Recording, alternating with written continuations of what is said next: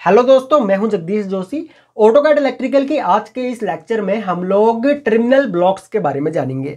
Electrical panel में terminal blocks को कहां पे यूज किया जाता है और स्कीमेटिक में हम लोग टर्मिनल ब्लॉक्स को कैसे इंसर्ट करते हैं, कहां पे कौन सा टर्मिनल ब्लॉक इंसर्ट करना चाहिए, वो सब कुछ बिल्कुल डिटेल में आज के इस लेक्चर में मैं आप लोगों को बताने वाला हूं। और अगर आप लोगों को ऑटोकैड इलेक्ट्रिकल का एबीसी भी नहीं पता है ना, बिल्कुल कुछ नहीं जानते हो अगर आप लोग ऑटोकैड इलेक्ट्रिकल के बारे में, तो आप लोग हमारा कोर्स ज्वाइन कर सकते हो। वीडियो के नीचे डिस्क्रिप्शन में हमारी एंड्रॉयड ऐप और वेबसाइट दोनों का ही लिंक दिया हुआ है। अगर आप लोग बिल्कुल basic to advance schematic designing, electrical panel designing, electrical drawing read कैसे की जाती है, वो सब कुछ अगर जीरो लेवल से सीखना चाहते हो तो आप लोग हमारी वेबसाइट या एंड्रॉयड ऐप से कोर्सेज ज्वाइन कर सकते हो। और अगर कोर्सेज के बारे में कोई भी डिटेल्स अगर आप लोगों को चाहिए तो व्हाट्सएप का लिंक भी दिया हुआ है डिस्क्रिप्शन में, आप लोग वहां से व्हाट्सएप पे भी डिटेल्स ले सकते हो। तो देखो, अगर हम लोग बात करें टर्मिनल ब्लॉक्स के बारे में, तो यहाँ पे मैंने गूगल पे सर्च किया हुआ है टर्मिनल ब्लॉक्स। तो कुछ इस टाइप के टर्मिनल ब्लॉक्स होते हैं, ठीक है। ये आपको इलेक्ट्रिकल पैनल में या फिर कोई भी हमारी जो इलेक्ट्रिकल या फिर इलेक्ट्रॉनिक्स की जो हमारी पीसीबीज होती है ना, वहां पर भी हम लोग इस टाइप के टर्मिनल ब्लॉक्स को यूज करते हैं, ठीक है। ये अलग अलग साइज के होते हैं। जब हम पीसीबी में यूज करते हैं तो 5.0 के भी होंगे, 5.08 के भी होते हैं, 2 पॉइंट समथिंग के भी होते हैं, ठीक है। 2.54 के आसपास इनका साइज होता है। तो हम लोग अपने लोड के अकॉर्डिंग इनको सेलेक्ट कर लेते हैं।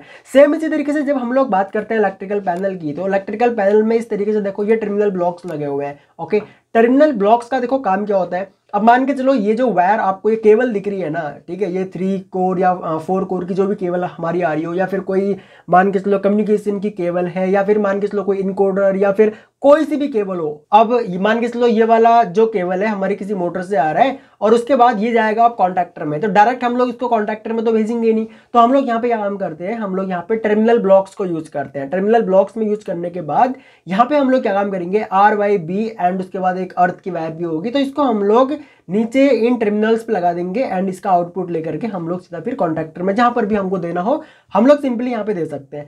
तो हम लोग ये कह सकते हैं कि टर्मिनल्स ब्लॉक को हम लोग यूज इसलिए करते हैं ताकि हम लोग दो वायर्स को प्रॉपर तरीके से उनका जॉइंट लगा सकें या फिर उनको आपस में जोड़ सकें, ठीक है। ये मेल फीमेल कनेक्टर टाइप में भी होते हैं। अगर हमको दो वायर मान के चलो जोड़नी है तो हम लोग मेल फीमेल कनेक्टर भी लगा सकते हैं, ठीक है। मेल फीमेल कनेक्टर हम लोगों को अलग अलग पिंस के अकॉर्डिंग मिल जाते हैं। ऑटोकैड इलेक्ट्रिकल में हम लोग मेल फीमेल कनेक्टर्स को भी हम लोग इंसर्ट कर सकते हैं, ठीक है। वो हमारी रिक्वायरमेंट्स के अकॉर्डिंग हम लोग सेलेक्ट करते हैं कि भाई हमको कहाँ पे क्या लगाना है। लेकिन इलेक्ट्रिकल पैनल के अंदर की अगर हम लोग बात करें नीचे यहाँ पे इस तरीके से, तो यहाँ पे हम लोग टर्मिनल ब्लॉक्स को ही यूज करते हैं। आप लोगों ने अक्सर इलेक्ट्रिकल पैनल्स में इस तरीके से टर्मिनल ब्लॉक्स देखे होंगे। पावर के लिए अलग होते हैं, कंट्रोलिंग के लिए अलग होते हैं। जैसे कि यहाँ पे देखो ये पावर के टर्मिनल ब्लॉक्स हैं, तो इनको कवर किया हुआ है, ठीक है। यहाँ पे ये कंट्रोलिंग के हैं, ओके। तो वो हम लोग अपनी लोड के अकॉर्डिंग सेलेक्ट कर लेते हैं और जो हमारी वायर का साइज होता है, ठीक है, वायर के साइज के अकॉर्डिंग भी हम लोग इनको सेलेक्ट करते हैं, ओके।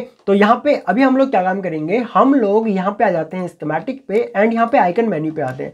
देखो यहाँ पे इलेक्ट्रिकल सिंबल्स को या फिर इलेक्ट्रिकल कंपोनेंट्स को स्कीमेटिक में इंसर्ट करने के कई मेथड्स होते हैं। मैं आप लोगों को पुरानी लेक्चर्स में भी बता चुका हूँ, ठीक है। मैं आऊँगा आइकन मेन्यू पे। आइकन मेन्यू पे आने के बाद यहाँ पे NFPA की स्कीमेटिक लाइब्रेरी है। अगर आप लोग किसी और स्टैंडर्ड्स में काम करना चाहते हो तो वहाँ पर भी कर सकते हो, IEC 60617 या फिर JIF, ठीक है। अलग अलग स्टैंडर्ड्स होते हैं, उन पे आप लोग काम कर सकते हो। अलग अलग स्टैंडर्ड्स पे आप लोग ट्राई भी कर सकते हो कि भाई कौन सा कंपोनेंट किस स्टैंडर्ड पे किस तरीके से दिखता है, ठीक है। या फिर उसका मतलब अगर आपको इलेक्ट्रिकल ड्राइंग रीड करनी हो तो NO का सिंबल आपको NFPA में अलग मिलेगा और IEC 60617 में अलग मिलेगा, थोड़ा सा चेंज रहता है, ठीक है। तो वो चीज़ें आप लोग ट्राई कर सकते हो। मैं NFPA में यहाँ पे अभी आप लोगों को करके दिखा रहा हूँ। टर्मिनल्स एंड कनेक्टर्स, ठीक है, यहाँ पे मिलेंगे हम लोगों को। यहाँ पे ये जो हमारा मेन्यू ट्री है, मेन्यू ट्री में से भी आप लोग सेलेक्ट कर सकते हो। अब जो टर्मिनल्स होते हैं ना, यहाँ पे मेरे पास अलग अलग टाइप के टर्मिनल्स है। स्क्वायर में भी है, स्क्वायर विद वायर नंबर में है, स्क्वायर विद टर्मिनल में है, स्क्वायर विद वायर नंबर में है, राउंड में है, ठीक है। एंड उसके अलावा हेक्सागन में है, उसके अलावा डायमंड में है और ट्रायंगल में है, ठीक है। ये कुछ हम लोगों के पास टर्मिनल्स हैं, इनको हम लोग यहाँ पे इंसर्ट कर सकते हैं। तो मैं एक काम करता हूँ, यहाँ पे मैं स्केल बढ़ा लेता हूँ। स्केल बढ़ाने से क्या होगा कि हमारे कंपोनेंट का साइज हमको स्कीमेटिक में थोड़ा बड़ा दिखेगा, ओके। अगर मैं यहाँ पे 1 कर देता हूँ, मैं आपको दिखा देता हूँ, 1 कर देता हूँ और यहाँ पे मैं मान के चलो स्क्वायर सेलेक्ट करता हूँ, तो यहाँ पे देखो ये जो टर्मिनल हमारा यहाँ पे इंसर्ट हुआ है, ये छोटा सा बिल्कुल इंसर्ट हुआ है।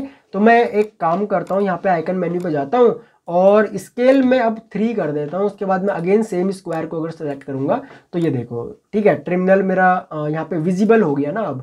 ओके, तो इस तरीके से हम लोग कर सकते हैं। मैंने इसको सेलेक्ट किया और डिलीट के बटन को प्रेस कर दिया तो ये डिलीट हो गया। अब मैं एक काम करता हूँ यहाँ पे, अच्छा एक चीज़ और, यहाँ पे जो रिसेंटली यूज्ड जो हमारे जो ये सेक्शन है ना, यहाँ पे जो भी हम लोगों ने रिसेंट में कंपोनेंट यूज किए होंगे तो वो सिंबल्स हम लोगों को यहाँ पे मिल जाएंगे। तो मैं स्क्वायर पहले यहाँ पे इंसर्ट कर देता हूँ, ये स्क्वायर हो गया मेरा। एंटर प्रेस करता हूँ, जो लास्ट हम लोगों ने इंस्ट्रक्शन यूज की होगी वही ओपन हो जाएगी एंटर करने से, ठीक है। मैं यहाँ पे टर्मिनल एंड कनेक्टर सेलेक्ट करता हूँ। उसके बाद मैं एक काम करता हूँ, राउंड पे आता हूँ, तो यहाँ पे राउंड हम लोग इंसर्ट कर सकते हैं। एंटर प्रेस करेंगे एंड उसके बाद फिर से टर्मिनल एंड कनेक्टर्स पे आएंगे तो यहाँ से हम लोग हेक्सागन को इंसर्ट कर सकते हैं। सेम इसी तरीके से हम लोग अब की बार डायमंड को इंसर्ट कर सकते हैं। एंटर करेंगे और उसके बाद हम लोग यहाँ पे चाहें तो ट्रायंगल को भी यहाँ पे इंसर्ट कर सकते हैं, ठीक है। अब ये मैंने सिंपली आपको यहाँ पे इंसर्ट करके दिखाया है। ओके, तो यहाँ पे होता क्या है कि मान के चलो कि ये मेरी एक वायर है, ठीक है, ये वायर मैंने यहाँ पे इंसर्ट कर दी। अब इस वायर के बीच में यहाँ पे मान के चलो मेरे को एक टर्मिनल यहाँ पे ऐड करना है। तो मैं क्या काम करूँगा, मान के चलो कि हम लोग राउंड वाला ले लेते हैं और यहाँ पे मैं इस टर्मिनल को इस तरीके से इंसर्ट कर देता हूँ। तो देखो यहाँ पे ये टर्मिनल हम लोगों का आ गया, ठीक है। तो अब यहाँ पे क्या होगा कि ये वायर मान के चलो कहीं से आई, आने के बाद इस टर्मिनल पे लगी और टर्मिनल के आउटपुट से हमने इस वायर को जहां भी जो भी इसकी डेस्टिनेशन हो वहां तक हमने इसको पहुंचा दिया। और उसके बाद मान के चलो मैं एक काम करता हूँ, मल्टीपल बस पे आता हूँ और यहाँ पे मैं इसकी स्पेसिंग कर देता हूँ 0.75 या फिर हम लोग एक काम करते हैं 1 कर देते हैं, ठीक है। 1 करने के बाद यहाँ पे एम्प्टी स्पेस गो हॉरिजॉन्टल पे मैं क्लिक करता हूँ और यहाँ पे मैं इस तरीके से मल्टीपल बस इंसर्ट कर देता हूँ, ठीक है। यहाँ पे RYB या फिर 3 फेस हम लोगों ने यहाँ पे ले लिया, RYB भी बोल सकते हो आप लोग या फिर जैसे भी आपका मन करे। मैं यहाँ पे RYB ले रहा हूँ, ठीक है, 3 फेस मैंने ले लिए। अब इन तीनों फेसों में मान के चलो मेरे को अगर टर्मिनल्स इंसर्ट करने हैं, मान के चलो ये कोई मोटर का हम लोगों का आउटपुट आ रहा है और मैं स्क्वायर टाइप ले लेता हूँ तो एक मैं यहाँ पे इंसर्ट कर देता हूँ, ठीक है। अगेन यहाँ पे मैं एंटर प्रेस करूँगा, फिर से स्क्वायर ले लेता हूँ और अब की बार मैं इसको यहाँ पे इंसर्ट कर देता हूँ। फिर से मैं स्क्वायर ले लेता हूँ और इसको मैं यहाँ पे इंसर्ट कर देता हूँ कुछ इस तरीके से। ओके, तो यहाँ पे होगा क्या कि अब ये तीनों वायर मान के चलो मोटर से आई पैनल में, ठीक है। ये जो टर्मिनल है ये मेरे पैनल के टर्मिनल है एंड उसके बाद हम लोग टर्मिनल का जो आउटपुट होगा वो हमारे कॉन्टैक्टर में या फिर MPCV जहां भी जाना होगा ये वहां चला जाएगा, ठीक है।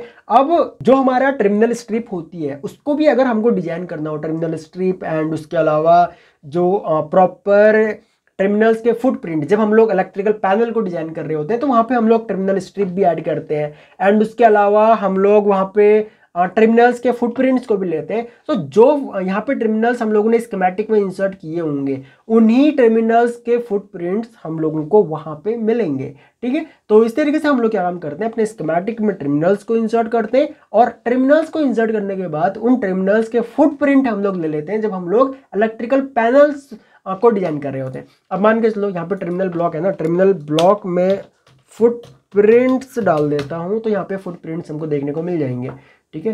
तो ये यहाँ पे अलग अलग टाइप के टर्मिनल्स के फुटप्रिंट मिल रहे हैं। मैं यहाँ पे डाल देता हूँ ऑटोकैड इलेक्ट्रिकल या फिर ऑटोकैड हम लोग डाल देते हैं।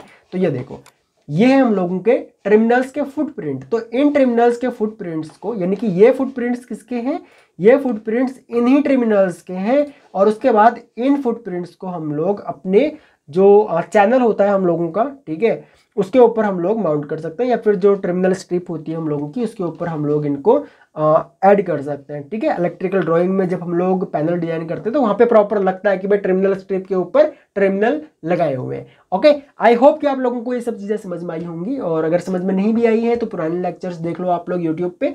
और अगर आपको बिल्कुल 0 लेवल से ही सीखना है तो आप लोग हमारे कोर्सेज ज्वाइन कर सकते हो। सो इस वीडियो लेक्चर में इतना ही गाइस, थैंक्स फॉर वॉचिंग। मिलते हैं अपने नेक्स्ट वीडियो लेक्चर में।